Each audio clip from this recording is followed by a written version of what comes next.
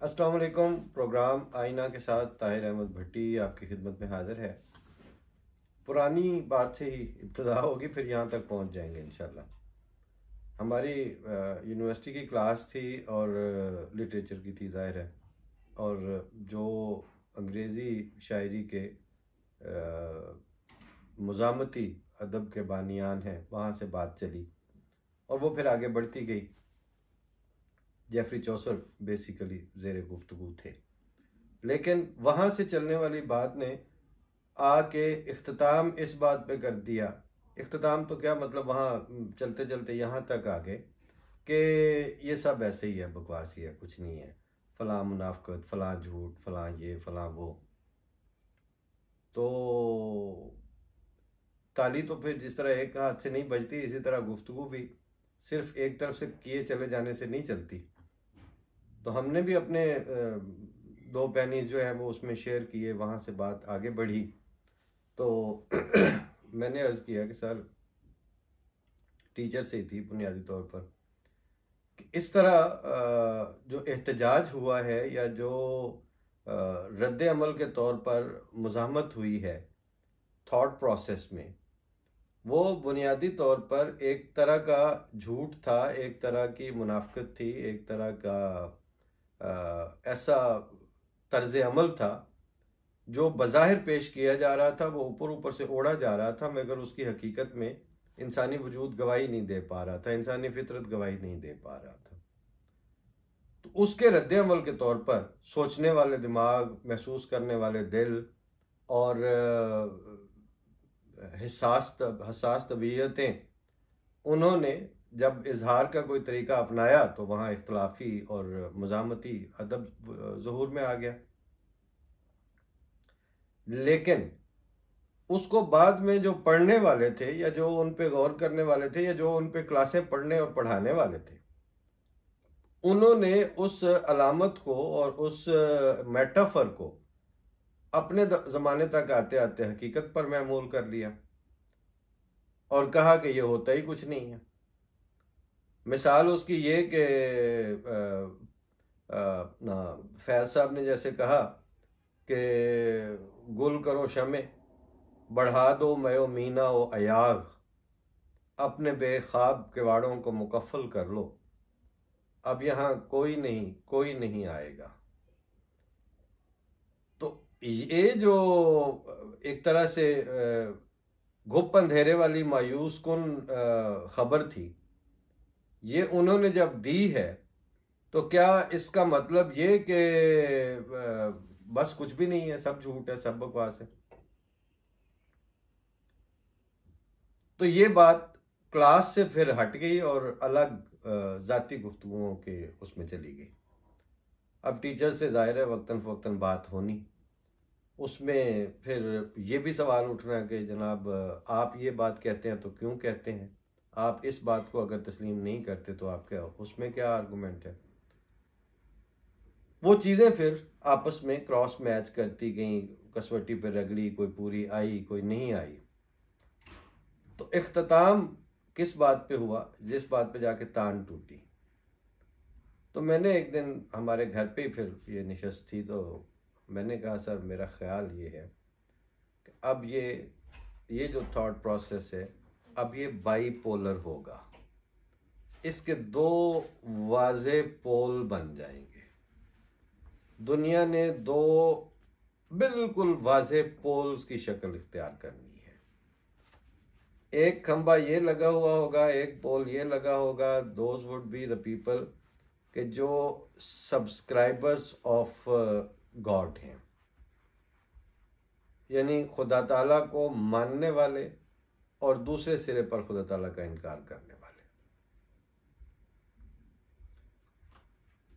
इस तरह अब बाइपोलर होगा आइंदा जो इंसानी थॉट प्रोसेस है, इंसानों का रवैया है, उनकी जो तहरीकें हैं, उनके जो पॉलिटिकल सिस्टम्स हैं और उनके फ्यूचर के बारे में जो दावे या विजन्स हैं, इन्होंने इस बाइपोलर शक्ल को इख्तियार करना है। तो क्योंकि इतनी सी बात तो नहीं थी जितनी मैंने आपको पिछले 2-3-4 मिनटों में बताई है। वो तो कई दिनों की बल्कि कई महीनों की बात थी। तो कहते हैं कि फिर आप किस तरफ खड़े होंगे? मैंने कहा मैं तो इस तरफ खड़ा हूंगा। ये जो दाएं तरफ पोल लगा हुआ है सब्सक्राइबर्स वाला, मानने वालों का, मैं तो उस तरफ खड़ा हूं। आप इस तरफ क्यों इतने वसूख से खड़े हैं? मैंने कहा जी अदब की बात हो रही है ना, लिटरेचर की बात हो रही है। तो मेरे पास दाएं इस पोलर पे खड़े होने, खुदा को मानने वालों के खोंटे के साथ लटकने और अपने आप को वहां बांधने और अपने आप को वहां अटैच करने का आर्गुमेंट ये है कि फिर ये सारा खेल तमाशा किसके लिए और क्यों साहब? फिर ये सारा खेल तमाशा किसके लिए और क्यों साहब? जब इसके अंजाम में चुप है, जब इसके आगाज में चुप। तो कहते हैं किसका है? मैंने कहा जी वही बिलीवर का है। नॉन बिलीवर का मतलब वो ना जो कहते हैं कि वैदुल अलीम का शेर था चूंकि। मैंने कहा ये तो मानते हैं और इन्होंने सवाल भी उठाया है। तो क्या अपने सारे अदबी सफर के दौरान इन्होंने चीजों को पढ़ा नहीं है, सुना नहीं है, या खोल के देखा नहीं है, या आंखें फाड़ के उसका मुशाहिदा नहीं किया? क्योंकि जिन तबकात को आप कह रहे हैं सो कॉल्ड जो मानने वाले, और उस मतलब मैंने उसी वक्त ये बात निथर के सामने आई थी कि इस्लाम पसंद होने में, इस्लामिस्ट होने में और मुसलमान होने में बड़ा फर्क है। बिलीवर होना जो है वो आपसे जो तकाजे करता है वो किसी धड़े के साथ अटैच होके शोर मचाना जो है वो उसका तो कोई आपस में जोड़ ही नहीं है। तो ये तरफ जो है, इस तरफ अगर ये शेर जो मैंने अर्ज किया था कि फिर ये सारा खेल तमाशा किसके लिए और क्यों साहब? जब इसके अंजाम में चुप है, जब इसके आगाज में चुप। तो मैंने अर्ज किया कि अगर आप इनके इसी गजल के दीगर अशार को लें तो इन्होंने जो लिटरेचर का जो थॉट प्रोसेस का मेटाफर था उससे आंखें चुरा के ये बात नहीं कही। उस सारे मेटाफर की आंखों में आंखें डाल के, बल्कि उन मेटाफर्स को उनके ऊपर खुद सवार होके उनकी उस मेटाफर की लगामें अपने थॉट के हाथ में पकड़ के फिर बात की है कि जैसे गैब समय के ज्ञान में पागल कितनी तान लगाएगा, गैब समय के ज्ञान में पागल कितनी तान लगाएगा, जितने सुर हैं साज से बाहर उससे ज्यादा साज में चुप। और अव्वल अव्वल बोल रहे थे ख्वाब भरी हैरानी में, फिर हम दोनों चले गए पाताल से गहरे राज में चुप। अब यहां एक और सवाल आ गया कि ये हम दोनों कौन होते हैं?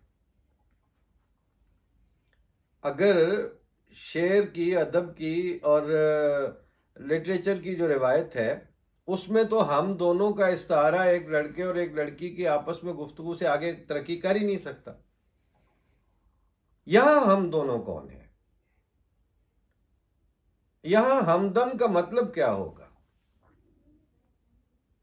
लिटरेचर की, अदब की, थॉट की जब आला सतहों पे जाते हैं तो ये हम दोनों और हमदम और हमदमे देरीना, ये अल्फाज, ये मेटाफर उस आम गलियों में पाए जाने वाले मेटाफर से बुलंदतर हो जाता है, ऊपर उठ जाता है।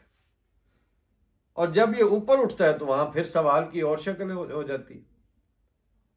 अब उसी में फिर जाहिर है आप अपने टीचर के साथ हैं, लेकिन जब बात आप होती है तो फिर उसमें कोई नहीं वो होता कि जनाब कौन उस्ताद तो कौन शागिर्द। ख्याल और जज्बे और गुफ्तगू और एकेडमिक्स जो हैं वो तो अपना वफूर साथ लेके आते हैं। और आगे अगर सचमुच की कोई चीज खड़ी हो तो वो थोड़ी देर के लिए उसको पंजाबी में कहते हैं ठल लेगी, रोक लेगी या पलटा देगी। लेकिन अगर ऐसा कुछ नहीं है तो वरना तो फिर वो अपना ख्याल का और जज्बे का और थॉट का और एहसासात का जो सैलाब है वो बहा के ले जाता है। इसमें ज़िमनी तौर पर यह भी याद आ गया कि वो चौई साहब ने अपने ही शेर का हवाला कम देते थे, लेकिन जहां बिल्कुल समझाने का और एक जाती पर्सनल मेंटोर के तौर पर बात करने की जरूरत पेश आए तो वहां कर भी लेते थे, वो भी कर लेते थे, मैं भी उनसे उस तरफ लिबर्टी ले लेता था बाज दफा। तो इसी ये जिस पैराडाइम में, जिस फ्रेमवर्क में मैं इस वक्त बात कर रहा हूं, तो उसमें कहते हैं कि ये जब आता है आपके वफूर और जज्बे और कैफियत का सैलाब, तो वो तो बहा के ले जाता है, जो मैंने अभी अर्ज की। तो उस पर उन्होंने अपना शेर, चौधरी साहब ने फरमाया कि उनकी ये गजल का है कि किनारे तोड़ कर निकला है दरिया, किनारों की खबर शायद ना आए। तो फिर खुद ही बोले, कहते हैं कि पंजाबी में कि पानी जड़ा ना वो किनारियां के अंदर हुंदा है, और किनारे जो हैं वो आपकी मुलायत होती है, आपके थॉट की और आपके सिस्टम की, और पानी उसके अंदर होता है। किनारे अपनी जात में पानी नहीं होते, और जज्बा जब अपनी कैफियत और अपने वफूर पे आता है तो किनारे तोड़ कर निकला है दरिया, किनारों की खबर शायद ना आए। वो दरिया पार का है रहने वाला, उसे पानी से डर शायद ना आए। अब ये सारा मेटाफर जो है कि वो दरिया पार का है रहने वाला, उसे पानी से डर शायद ना आए, मतलब ये है कि वो उन काउंटर कैफियत और मुतसादम और मुखालिफ नजरियात और थॉट्स की आंखों में आंखें डालते हुए उसको इसलिए खौफ नहीं आता कि वो दरिया पार का है रहने वाला। उसकी रोजमर्रा जिंदगी है इसको दरिया को पार करना, चाहे आते हुए चाहे जाते हुए। तो उस पे मैंने अर्ज किया कि सर ये आखिर पे जाके यही पता चलेगा कि जिस दाएं तरफ वाले खोंटे की मैं बात कर रहा हूं, जिस पे मैं कहता हूं कि इसके बगैर मतलब मैं तो यही ऑप्ट करूंगा, उसकी वजह यह है कि ये जो दूसरा बाएं वाला सिरा है जो नॉन सब्सक्राइबर्स का है, जो इनकार के ऊपर खड़ा है, जो आखिर पे क्लाइमैक्स पे जाके नारा लगाते हैं कोई खुदा नहीं, कोई कोया, सब ऐसे ही है, और दरमियान में जो होते हैं गोते खाने वाले वो कह देते हैं तुम एक गोरख धंधा हो। तो ये गोरख धंधे से अगर उलझते और जूझते हुए फैसला आपने अगर उस तरफ जाके खड़े होना है, तो वहां अगर आप बंद भी जाते हैं, खड़े भी हो जाते हैं, वहां खड़े होकर कुछ दावे भी कर लेते हैं, तो उन दावों का आपकी अपनी फितरत के साथ कोई जोड़ नहीं बन पाता, क्योंकि आखिरी छलांग यही लगाएंगे ना कि नहीं जी सब एवं ही है। तो ये सब एवं ही के पहले फिर ये सारा खेल तमाशा किसके लिए और क्यों साहब, ये सवाल अपनी जगह कायम रहेगा। इसका मतलब है कि इंसानी थॉट, इंसानी सोचों के अंदर वो जो फलसफायाना तौर पर तौजीहात तलाश करने का जो अमल है वो आज तो शुरू नहीं हुआ।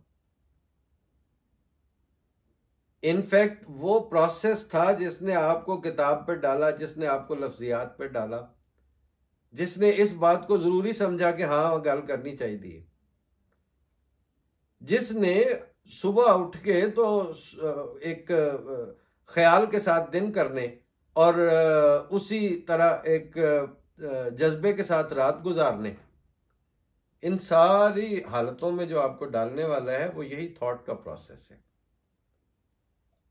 उस थॉट प्रोसेस में से अगर आप अल्लाह ताला को, अपने पैदा करने वाले को गॉड को जी कैपिटल के साथ वाला जो है, उसको आप डिसओन करते हैं तो प्रैक्टिकली आप फिर उसके बाद कहीं पे भी नहीं है।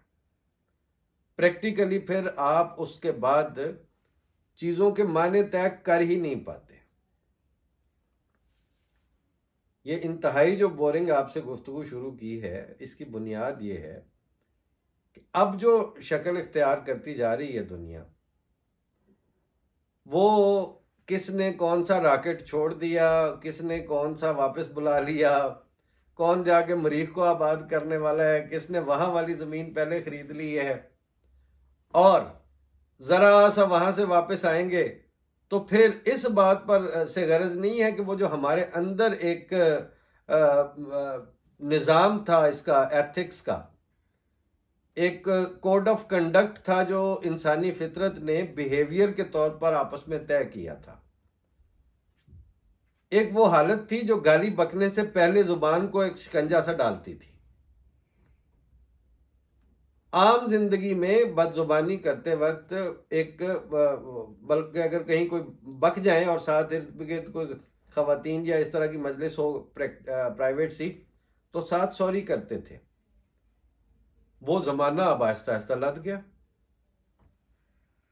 शौक था जी सोशल मीडिया का, शौक था जी आपको वो उसमें इजहार की अनचेक्ड और अनलिमिटेड आजादी का, वो मिल गई। तो उसमें पॉलिटिकल ट्रम्पिज्म और कॉरपोरेट एलन मस्क जो हैं, वो अब आपको कौन सा थॉट प्रोसेस और किस तरह के कोड ऑफ कंडक्ट में लेके जाना चाहते हैं।